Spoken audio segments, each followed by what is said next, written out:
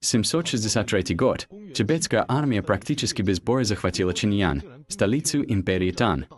Это произошло через 6 лет, после того, как уйгуры по просьбе императора Сюцзуна освободили Чиньян от Анлушаня.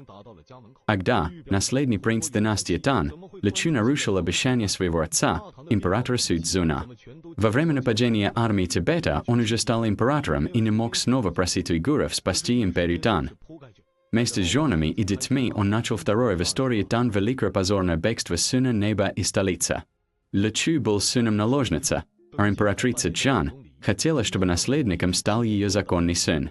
В результате дворцового переворота в 762 году Личу казнил мачеху императрицу и ее сына. При этом, при странных обстоятельствах умер и его отец, император Сюцзун. Личу был объявлен новым императором Дайцзуном. Сановники присвоили Личу почетный титул «Благодатный, совершенно мудрый, гражданский военный, достойный император Дайцзун». Однако, став императором Дайцзуном, он не мог представить, что радость от подавления восстания Анлушаня еще не рассеялась, как в империю Тан ударил мощный враг – Тибет. В это время уйгурская армия находилась на севере империи Тан, но Тибет был уверен, что уйгуры уже не заступятся за Китай после их обмана. Поэтому тибетская армия смело нанесла молниеносный удар с юго-запада. Там империя Тан имела границы с Тибетом на протяжении 1000 километров. Армии Тибета удалось легко прорвать слабую оборону империи Тан и совершить глубокий рейд вглубь территории. Уйгуры молча наблюдала. История жестоко наказала династию Тан. После того, как будущий император, а тогда еще принц Личу попытался обмануть уйгуров, династия Тан потеряла авторитет и доверие, а уйгурский каганат перестал быть их верным союзником в войнах с Тибетом.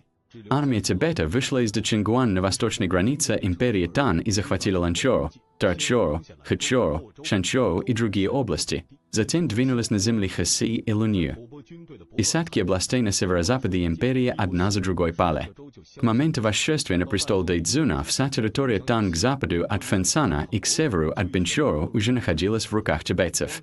Лишь когда тибетская армия перешла Бэнчжоу, император Дайцзун наконец понял всю опасность вторжения Тибета. Он недоумевал. Тибет далеко на западе, как он мог внезапно оказаться у стен Чиньяня. Он забыл, что только уйгуры сдерживали Тибет. Он попытался организовать войска для сопротивления, но армия бежала, а военачальники переходили на сторону врага. Так, начальник Цзиньчжоу Гархуэй не только отказался от сопротивления, но и добровольно стал проводником для тибетцев, ведя вражеские войска вглубь региона Гуанчжун. Где же было набирать войска и назначать командиров? Получив императорский указ, генерал Го Цзэри смог набрать лишь 20 с лишним человек. Вот что значила империя Тан без поддержки уйгурской армии. Прибыв в Синьян, Го Цзэри был потрясен увиденным. Тибетская армия переправилась через реку Вэй по мосту Сыцзюань и хлынула в сторону Чиньяня вдоль гор Цинлин. Тибетские войска покрывали горы и поля, растянувшись на десятки километров в длину. Го Цзэри срочно отправил чиновника Ван Янчана ко двору с докладом о военной обстановке, надеясь, что император пришлет подкрепление. Прибыв в столицу Чиньян, Ван Янчан должен был просить двор отправить на фронт хотя бы часть императорской гвардии. Однако евнух Чен Юаньшен, фаворит императора и соучастник дворцового переворота, прямо у ворот дворца прихватил Ван Янчана. Его аргумент был прост. Сражение можно проиграть, Чиньян можно потерять, но императорскую гвардию рядом с императором никак нельзя уменьшать. Ван Янчан, не видя другого выхода, вернулся к генералу Го Цзэри ни с чем. Заместитель главнокомандующего всеми войсками империи Тан мог распоряжаться лишь 20 с лишним человеком. Не правда ли? Это весьма иронично. А ведь совсем недавно империю защищала непобедимая уйгурская конница. Поэтому Го Цзэри был в полном отчаянии. Наблюдая, как более 200 тысяч вражеских войск с грохотом движется перед его носом на столице Чиньян, генерал Го Цзэри мог лишь с горечью воскликнуть: «Чиньяню конец». 4 октября передовые части армии Тибета вышли к западу от Чжоучжу. Здесь они столкнулись с единственным сопротивлением за все время вторжения.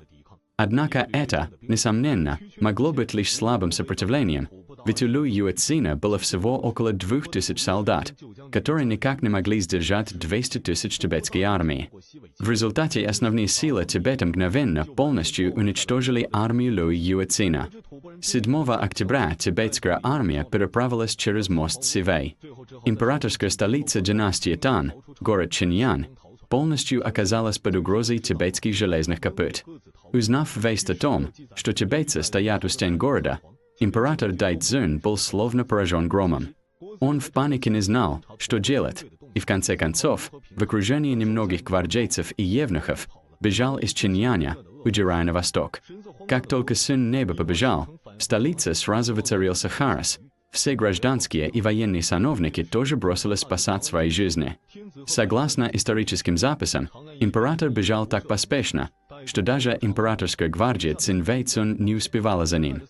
В это время Го Цзури как раз находился на передовой, наблюдая за передвижением тибетской армии и размышляя, как подавить мятеж.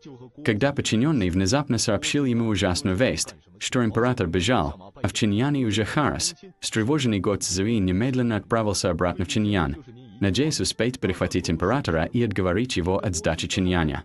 Но, к несчастью, когда он вошел в столицу, Чиньян уже превратился в незащищенный город. Вскоре после бегства императора из Чиньяня, сопровождавший его гвардейский командир Ван Синчун с более чем 400 всадников дезертировал. Как только группа Ван Синчуна вышла из ворот Чиньяня, они встретились лицом к лицу с Го Цзури. Го Цзури громко спросил их, куда они направляются. Ван Синчун немедленно спешился, поклонившись, сказал: «Ныне император сбежал на восток, у государства нет государя. Ваша светлость, являясь главнокомандующим, может возвести на престол нового сына неба одним своим словом. Почему бы главнокомандующему не действовать в соответствии с обстоятельствами?» Генерал Го Цзури, который плечом к плечу вместе с уйгурской конницей разбивал армию Анлушаня и благодаря авторитету среди уйгуров, для него возвести нового императора действительно было делом одного его слова. Но Го Цзури разгневался и устроил им разнос. Ван Синчун и другие, убоявшись авторитета Го Цзури, не посмели оказать сопротивление. Им пришлось покорно развернуться и поехать догонять императорский экипаж. Наконец, беглецы во главе с императором Дайцзуном добрались до Хуачжоу. Эсни чиновники уже давно разбежались, и некому было обеспечить питание. Император и его гвардия мерзли и голодали, оказавшись в крайне тяжелом положении. Поэтому Дайцзун бежал в Шанчжоу. Бегство императора привело к тому, что тибетская армия без боя заняла столицу Чиньян и поставила свою марионетку Лю Чинхуна императором Китая. И в этот самый критический момент свою роль сыграл уйгурский каганат. Уйгуры не вмешались, когда Тибет грабил столицу. Но назначать императоров Китая этого уйгурский каганат позволить не мог. После разгрома уйгурами восстания Анлушаня, Китай фактически был данником уйгурского каганата. В результате армия Тибета, опасаясь уйгурской армии, без боя срочно покинула захваченную столицу через 15 дней. Хотя династия Тан праздновала победу, она была достигнута чудовищной ценой – разорением сердца империи, колоссальными человеческими жертвами и долгосрочной кабальной зависимостью от уйгурского каганата.